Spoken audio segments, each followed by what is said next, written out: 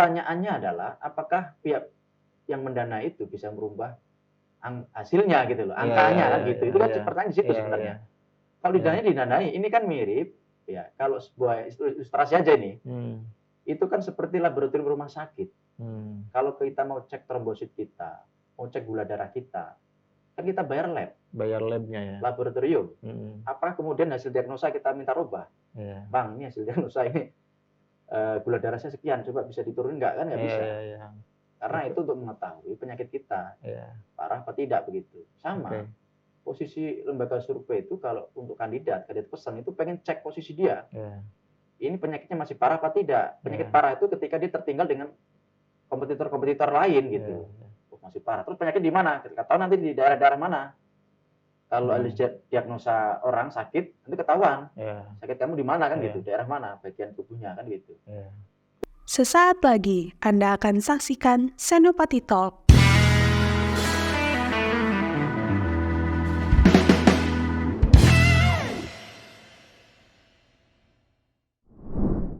Yang dipersembahkan oleh Senopati Syndicate.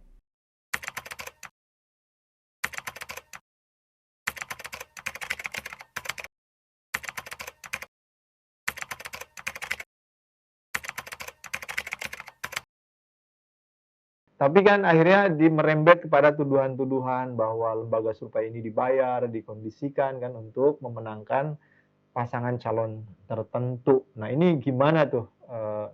Karena kan kita juga tahu bahwa untuk melakukan survei itu kan butuh dana gitu loh. Nah ini gimana menjelaskannya bahwa fakta-fakta yang kita tadi sudah sebutkan ya karena hasilnya nggak sesuai dengan apa yang pasangan calonnya saja kan.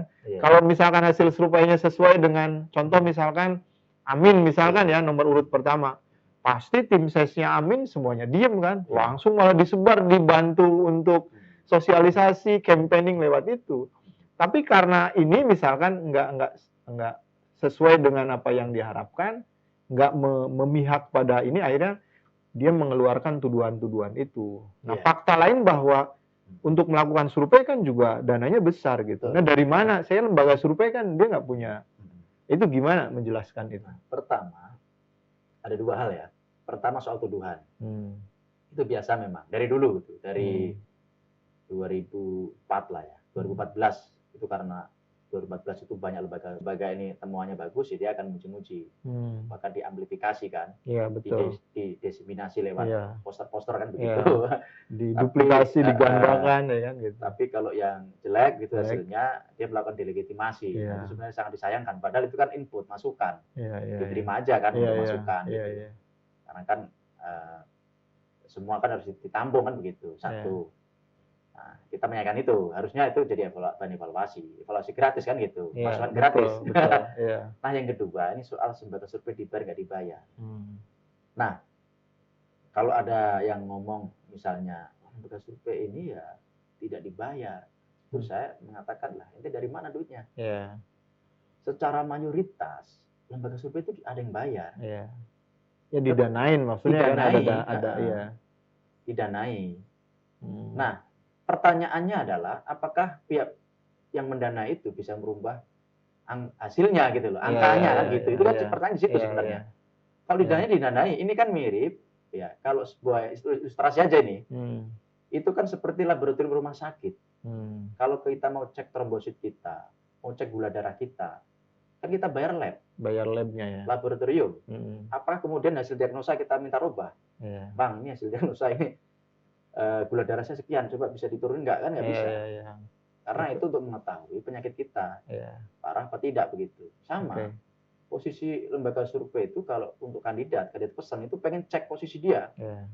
Ini penyakitnya masih parah apa tidak? Penyakit parah itu ketika dia tertinggal dengan kompetitor-kompetitor lain gitu. Masih parah. Terus penyakit di mana? Kita tahu nanti di daerah-daerah mana. Kalau diagnosa orang sakit, nanti ketahuan. Sakit kamu di mana kan gitu, daerah mana, bagian tubuhnya kan gitu. Justru kalau misalkan lembaga ini nggak kredibel atau laboratorium nggak kredibel, orang nggak akan pesan. Yang dipesan itu pasti yang kredibel, yang punya standar-standar namanya, yang sudah baku gitu loh, yang sudah punya standar ya. Kalau rumah sakit sudah punya standar, labnya sudah terstandar, lembaga ini sudah terstandar, sudah diverifikasi oleh Persepi, sudah masuk terdaftar di KPU dan lain-lain gitu. Iya. Tapi, makanya pertanyaan di situ, memang ada beberapa lembaga yang survei mandiri. Itu namanya survei marketing. Jadi cara lembaga naikin ini rate gitu. Biar dia muncul survei marketing. Kita juga pernah melakukan beberapa kali. Survei kita biaya sendiri, kita publikasi dalam rangka apa? Dalam rangka biar lembaga ini dikenal oleh masyarakat, oleh elit gitu kan. Nanti kalau dikenal kan ada yang pesan survei gitu. Tapi biasa dalam bisnis kan begitu. Oke, ini saya kira satu lagi yang saya kira menarik. Oke, kita didanain, disupport oleh salah satu misalkan paslon atau salah satu partai politik ya kan, untuk melihat gimana sih datanya kan kalau kita ingin menangkap data nasional. Nah, kemudian ketika setelah dihasilkan datanya dari hasil survei itu, ketika menguntungkan dipublikasikan, ketika enggak akhirnya nggak dipublikasikan. Gitu kan juga ada bahan-bahan diskusi soal itu. Iya. Itu wajar ya kalau gitu ya, itu karena bergantung juga si pensupport dananya. Betul. Ya? Memang kalau ada yang danai, itu pasti ada item-item kerjasama. Iya. Salah satu kerjasama nanti terkait publikasi. Nah, etikanya memang kalau kita survei didanai oleh pihak tertentu, ketika kita mau publikasi kita harus izin. Kalau dia keberatan dipublikasi, ya harusnya memang kita nggak publikasi. Meskipun ada beberapa lembaga yang juga terjadi ini kan, sama kliennya, karena kan nggak diizinin dipublikasi gitu. Ini kan jadi problem ini ke depannya. Tetapi menurut saya itu nggak ada masalah. Ketika misalkan, oh ini memang nggak bagus, nggak jadi publikasi karena kan nggak menguntungkan. Nah itu maksudnya setelah itu dia akhirnya melakukan canvassing misalkan, untuk mengintervensi publik misalkan, supaya nanti bulan berikutnya ini lagi, begitu nggak itu? Nah sebenarnya itu fungsinya. Oh, I see. Fungsi survei itu tadi untuk mengecek kerja-kerja politik yang sudah dilakukan selama 3 bulan. Karena dia harus begini gitu kan, diintervensi ya. Bagaimana hasilnya misalnya? Target dalam 3 bulan naik 5%. Target ini tercapai tidak? Kalaupun belum tercapai, itu daerah mana saja yang belum ini gitu loh, belum terjangkau. Dari temuan survei ini, rupanya wilayah-wilayah ini yang secara temuan survei itu belum terjangkau kerja politiknya. Nanti akan ada treatment bisa macam-macam. Udaranya seperti apa, daratnya seperti apa, canvassing misalnya kalau darat. Nah, sebenarnya fungsi survei itu untuk begitu. Ya, tapi kan ada juga yang dia melakukan intervensi, misalkan canvassing, tapi juga nggak naik-naik juga, ada juga. Ada juga. Nah, memang jadi akhirnya 2 kali udah nggak usah ini lagi, nggak usah dilanjutkan gitu. Namanya misalkan, kan mereka ingin lihat persepsi publik tentang 10 nama misalnya kita miliki gitu ya. Oke, kita sebar ke ini, kira-kira 10 nama ini mana yang kira-kira akan kita jadikan acuan, ya kan? Misalnya sebenarnya kita tuh pengennya si A ya kan, dari 10 itu. Ternyata si A itu diintervensi juga nggak ini. Bisa juga begitu ya. Beberapa tokoh meskipun sudah kerja politik luar biasa nggak naik-naik juga ya. Banyak variabel-variabel itu. Ya, harusnya sebenarnya fleksibel, sangat fleksibel ya sebenarnya. Yang menentukannya itu ya basis data betul ya kan. Jadi nggak maksain misalkan dia anaknya siapa. Tapi kalau dulu Gibran kan dia juga kecil loh ininya. Untuk yang dan akhirnya dipaksa juga dia tetap. Gibran, kalau bicara Gibran nih variabelnya banyak. Salah satu variabel yang vulgar adalah dia putra Presiden Jokowi. Ya, itu yang hari ini approval ratingnya luar biasa, 80%. Tertinggi di banding negara presiden di belahan dunia. Tapi kan untuk capres kan nggak berubah ya, dari dulu orang sudah melakukan survei bahwa kejar-kejaran antara Prabowo dan Ganjar ya. Terus begitu ya. Terus yang ketiga Anies kan. Dan sampai hari ini juga akhirnya publik katakanlah secara politik memutuskan 3 orang itu untuk masuk ke situ ya. Artinya itu kan betul-betul pure survei banget ya. Dari ngerujuknya ke hasil survei gitu. Makanya saya sampaikan dalam beberapa diskusi warung kopi bahwa kita hari ini masuk dalam rezim survei. Jadi kita itu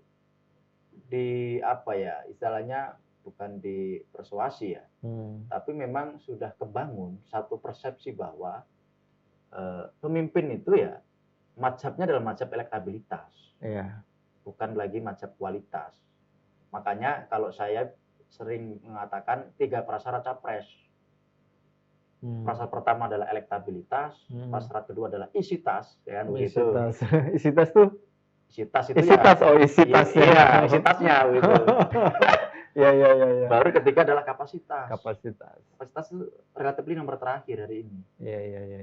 Karena kita masuk mazhab elektabilitas. Elektabilitas ya. Orang pintar banyak. Iya. Tapi seperti apa elektabilitasnya? Nah, itu juga nanti elektabilitas itu bisa kita terjemahkan influencer itu bisa elektabilitas ya? Elektabilitas itu keterpilihan. Kan ada 3 rute sebelum menuju elektabilitas. Dia harus populer dulu. Popularitas namanya. Kemudian dia harus disukai dulu. Namanya akseptabilitas. Enggak, maksudnya kan ada elektabilitas. Ada artis-artis kayak sekarang tuh yang lagi tren tuh siapa? Puji siapa namanya? Yang perempuan tuh yang ya kan dia nyanyiin lagu Malaysia yang hilang itu kan, akhirnya tuh ngebum banget itu kan. Tapi itu sebenarnya juga belum tentu ya kalau di persoalan meskipun dia puluhan juta ya ini tuh. Ria Ricis juga sama kan. Ya Ricis kayak gitu ya.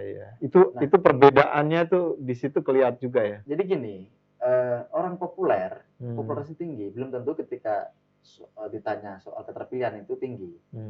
Dulu kita zaman-zaman Pilkada DKI, kita pernah melakukan survei itu posisi Yusuf Mansur itu tingkat kesukaannya paling tinggi, popularitasnya tinggi, kesukaannya tinggi. Begitu ditanya soal elektabilitas, tingkat keterpilihnya rendah. Ntar dulu kan gitu mungkin. Iya, karena orang kenal dia dan orang suka dia karena seorang ustadz. Gitu. Ketika ditanya sebagai seorang pemimpin rendah, karena yang muncul asosiasinya bukan asosiasi seorang pemimpin kan, seorang ustadz. Sama ketika kita survei di Jawa Barat, itu yang paling tinggi popularitasnya dan akseptabilitasnya, tingkat kesukaan, itu adalah Agim. Tapi ditanya soal elektabilitas, Agim rendah. Karena itu berbeda itu hal yang berbeda. Termasuk survei nasional. Kita bicara Rhoma Irama, itu popularitasnya tinggi. Kita tanya tingkat kesukaan juga tinggi Rhoma Irama. Rupanya suka sebagai penyanyi dangdut gitu loh. Ditanya soal elektabilitas, keterpilihan sebagai pemimpin, rendah. Tidak otomatis kemudian orang populer itu kemudian ditanya soal elektoralnya tinggi. Makanya harus dikonversi dari yang orang kenal, suka, tapi dia layak jadi pemimpin. Harus di branding soal pemimpinnya itu. Tidak otomatis ya. Tidak otomatis langsung kemudian orang percaya kemudian untuk menyerahkan keterwakilan menjadi seorang pemimpin. Kecuali mungkin untuk yang legislatif mungkin ya, karena kan suaranya juga enggak ini ya. Nggak terlalu besar ya kalau soal legislatif. Itu makanya bisa. Artis itu hanya bisa main di legislatif. Lagi di situ ya. Secara mayoritas artis yang di legislatif hanya berhasil, tapi di eksekutif jarang berhasil. Miing itu berkali-kali di eksekutif gagal. Padahal populer. Ahmad Dhani juga pernah gagal juga padahal kan. Karena memang dikenal ya suka tapi suka sebagai ini kan sebagai aktor, sebagai aktris gitu. Nah, sekarang kita coba prediksi tentang orang ada yang mengatakan cukup 1 putaran ya. Dan itu yang dijagokan juga prediksinya putarannya Prabowo kan. Ada yang 2 putaran. Ada yang menarik begini. 1 putaran Prabowo menang, ya kan? Saya tidak bermaksud menggiring ke arah Prabowo ya. Ini saya hanya mendengarkan saya kira di banyak percakapan. 1 putaran Prabowo menang, 2 putaran pun Prabowo menang. Misalkan 2 putaran kemudian dia head to head sama Amin. Ganjarnya pasti ditarik ke Prabowo, gitu kan. Kemudian kalau head to head sama Ganjar, Aminnya juga kemungkinan ditarik ke Prabowo, gitu kan. Jadi tetap aja Prabowo yang menang gitu. Nah ini yang saya dengarkan itu gimana tuh kira-kira prediksinya kira-kira sebentar lagi kan kita beberapa bulan ke depan ini. Politik itu terminologi paling otentik adalah seni kemungkinan. Tapi ada tambahannya. Politik juga soal kompromi, soal negosiasi, soal konsesi. Betul. Konsesi itu yang paling penting sebenarnya. Bagaimana konsesi putaran kedua? Kalau kita bicara putaran kedua. Tetapi sebelum putaran kedua, ini pertanyaan pertama tadi, apakah Pilpres 2024 1 putaran? Mungkin nggak gitu ya? Atau 2 putaran? Ini kan 2 mazhab ini. Kita ke mazhab 1 putaran atau 2 putaran? Itu kan. Nah, ini kan juga nanti menentukan di ujung ya, soal kredibilitas kita. Wah, ini keren juga nih kan gitu. Betul. Kodari sudah bilang 1 putaran ya. Siapa? Muhammad Kodari yang saya. Iya. Nggak masalah. Itu kan Indobarometer ya kan. Tetap dia bilang prediksi. Iya.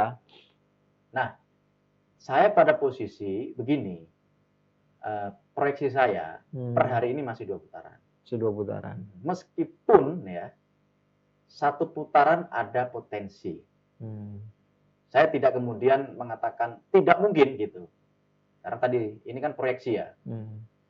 Dengan catatan apa? Dengan catatan 2 bulan ke depan itu 1 strong sekali kerja politiknya, 2 itu misalkan standar. Tetapi kalau 3-tiganya strong kerja politiknya, relatively 1 putaran sulit. Kalau 2-duanya keras ya. Kalau 3-tiganya bergerak ini ya. Bergantung isi tasnya juga. Iya, isi tas. Memang isunya kan begini.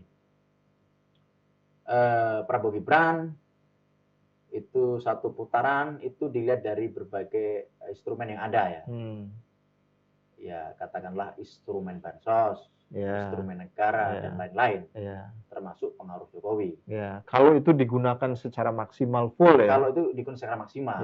Tetapi sekali lagi politik itu soal tadi selain seni kemudian adalah soal kompromi, negosiasi dan konsesi.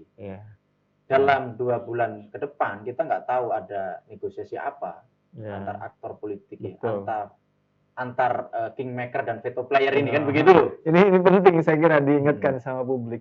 Jadi jangan ribut ya di bawah itu gara-gara beda pilihan pasangan calon. Karena konsensus tadi antara elit itu lain lagi. Lu mau kagak kebagian gitu ya. Begitu kan benar ya. Makanya kita berharap yang di grassroots ini nggak usah terlalu tegas, nggak usah terlalu fanatik. Betul. Karena ini juga ada desain. Siapapun yang menang harus merangkul yang kalah. Apalagi itu ya dari makan siang Pak Jokowi dengan rentetan-rentetan yang lain. Desainnya kemudian dilonggarkan untuk yang menteri-menteri sama. Betul. Ya kan? Yang cuti aja kan ya kan? Itu keluar. bagian dari pelonggaran-pelonggaran itu menurut saya itu ya hasil nanti. Untuk nanti merangkul kesepakatan merangkul. Karena tren model politik Indonesia nggak berubah. Iya betul. Teori politik Barat yang sudah dikaji berapa tahun lalu itu sudah nggak relevan dipakai di Indonesia. Makanya saya selalu katakan di teman-teman itu ketika kita lagi ngopi kongko ya, kalau kita bicara laboratorium penelitian paling mewah adalah Indonesia. Para peneliti politik itu kalau mengkaji politik itu Indonesia itu sangat mewah. Jadi aspek mana? Dari mana-mana. Dari mana-mana ya kan. Bahkan dari sisi keserentakan aja mungkin nomor 1. Nggak ada yang melebihi Indonesia. Dari segi ceruk suara ada nasionalis, ada agama, ada macam-macam lah ya gitu. Dari perilaku elitnya. Apa yang dilakukan Jokowi ini kan susah diterka dalam teori politik kontemporer. Betul banget. Itu baru ini. 7 kali dia dibesarkan PDIP kira-kira begitu. Kok bisa? Nah ini kan nggak bisa nih pakai teori lama ini kan, teori-teori baru yang kontemporer mungkin. Dan isu-isu pengkhianatan juga kurang begitu bekerja ya kan. Padahal kan itu bisa pengkhianat tapi kan nggak bisa bekerja. Harusnya ini kan terlegitimasi kan. Tetapi kan survei-survei terakhir approval ratingnya masih tinggi tetap. Betul. Apa yang dilakukan Presiden Jokowi dengan misalkan anaknya sebagai cawapres Prabowo, harusnya kan mendowngrade dari sisi approval rating. Citra juga harusnya turun, tapi tidak. Nah, ini juga unik nih dalam kalau diteliti dari aspek penelitian politiknya begitu. Oke. Saya kira ini menarik ya. Saya kira tadi banyak sekali yang bisa kita pelajari dari obrolan kita berdua ini. Yang paling penting mah adalah tim-timnya yang suka sama salah satu paslon itu jangan terlalu menggebu-gebu ya kan gitu. Ntar yang kalah juga dirangkul ya kan. Dia yang dapat posisi kan lalu nggak dapat posisi apa-apa. Ya kira itu ya. Oke, thank you Bung Ali Rifan atas obrolannya. Terima kasih.